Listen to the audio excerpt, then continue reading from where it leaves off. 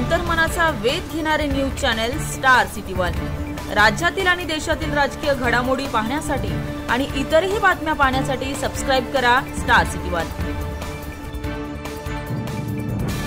फडणवीस दादांना हे माहित नाही, फडणवीस साहेबांना, की इथून मागे 13-14 वर्षात काहीच नाही झालं, मग अचानक कसं आणि मीच का किती किती किती गुन्हे आहेत असे राज्यात फसवणुकीचे तर लाखात आहेत। मीच का फडणवीस साहेब?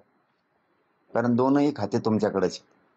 मीच का गोरगरिबांच्या लेकरांसाठी लढतोय म्हणून घेरलं, गोरगरिबांच्या लेकराच्या डोळ्यात अश्रू येत ते पुसलंय म्हणून घेरलंय मी मी आत्ताच का बरं? मला कसली आधी नोटीस नव्हत्या।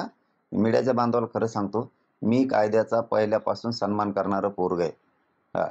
मी मुजोर नाहीये। ते त्यावेळेस नसून नोटीस मान्य न्यायालयाने सांगितलं, मान्य न्यायालयाचा मी अवमान कधीच होऊन दिला नाही। नीट तिथं गुपचूप गेलो होतो आम्ही, पब्लिक जमन म्हणून पुण्यात, आम्ही जामीन घेऊन आलो। आता नोटीस नाही, काय नाही आणि डायरेक्टच बरं, डायरेक्ट का लगेच वॉरंट काढलं, बरं काढीनात का ते, आता हरकत नाही, माझा काही संबंध नाही ना, ते व्यवहाराशी काही संबंध नाही। का घडून आणतात मग हे? कशामुळं? मला बदनाम करायसाठी। आणि मी काय बदनाम होईन बरं त्याच्यात? छत्रपतींचा इतिहास दाखवला, शान आहे उलट माझी त्याच्यात। काय शंभूराजांचे असेच हाल झाले पण त्यांनी धर्म सोडला नाही।